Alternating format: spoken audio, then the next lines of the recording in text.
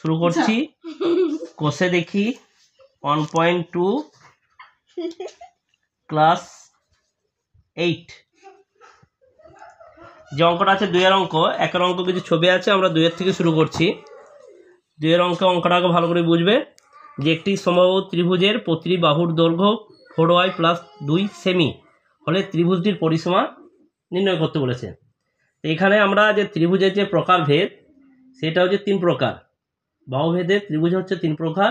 একটা হচ্ছে সমবাহু ত্রিভুজ, অর্থাৎ যে ত্রিভুজের 3টি বাহু সমান তাকে সমবাহু ত্রিভুজ বলে। একটা হচ্ছে সমদ্বিবাহু ত্রিভুজ, যে ত্রিভুজের 2টি বাহু সমান তাকে সমদ্বিবাহু ত্রিভুজ বলে। আর একটা হচ্ছে যে ত্রিভুজের 3টি বাহুই অসমান, অর্থাৎ 3টি বাহুর দৈর্ঘ্য আলাদা আলাদা, তাহলে সেটাকে বলা হয় বিষমবাহু ত্রিভুজ। তাহলে এখানে প্রথম যেটা দেওয়া আছে সমবাহু ত্রিভুজের প্রতিটি বাহুর দৈর্ঘ্য 4y + 2 সেমি, ওটা আমরা লিখব। তাহলে আমি সমবাহু ত্রিভুজের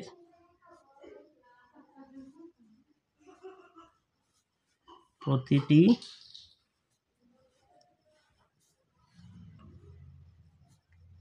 বাহুর দৈর্ঘ্য 4y + 2 সেমি, যেটা আমাদের অঙ্কে আগে থেকে বলা আছে।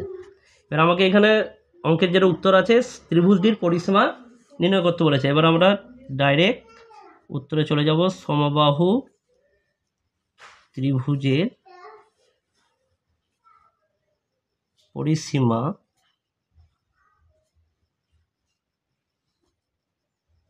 সমান সূত্র হচ্ছে 3a। তাহলে 3 মানে কি আমরা জানি 3 × a, মানে এখানে ধরা হয় যে সমবাহু ত্রিভুজের যে প্রতিটি বাহুর দৈর্ঘ্য বলা থাকবে সেটা হচ্ছে এর মান। তাহলে এখানে প্রতিটি বাহুর দৈর্ঘ্য আমরা আগেই লিখেছি কত, 4y + 2। তাহলে এর মানটা কি বললাম, যেটা সমবাহু ত্রিভুজের প্রতিটি বাহুর দৈর্ঘ্য বলা থাকবে সেটা হচ্ছে এর মান।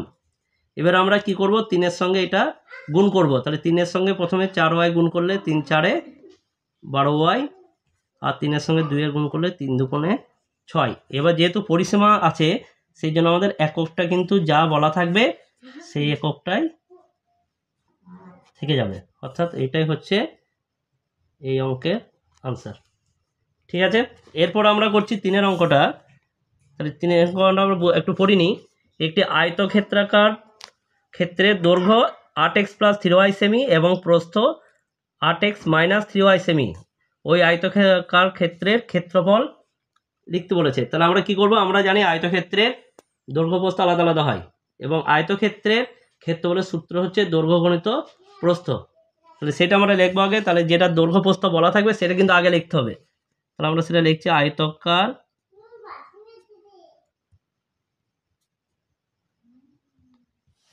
ক্ষেত্রের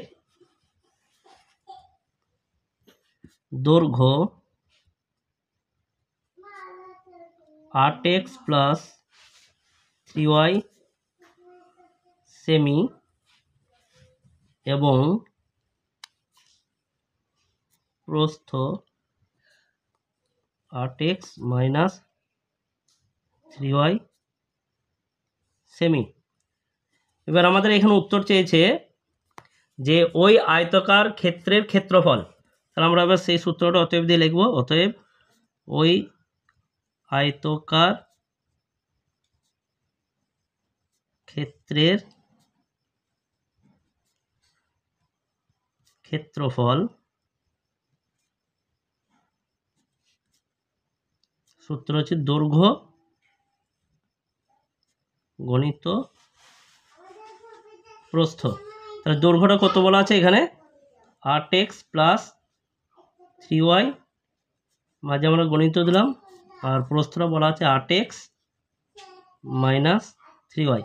এবার আমাদের দেখো এখানে আমরা ডাইরেক্ট গুণও করতে পারবো, আমরা সূত্রতে নিয়ে যেতে পারি a + b। যদি আমরা 8xটাকে a ধরি তাহলে a, আর 3yটাকে যদি b ধরি তাহলে a + b R a - b। তাহলে a + b a - b সূত্র হচ্ছে a² - b²। আমি সূত্রটা একটু এদিকে লিখে রাখছি, a² - b² সূত্র হচ্ছে a + b × a - b। তাহলে আমাদের দেওয়া আছে এটা, আমরা লিখবো কিন্তু এটাতে।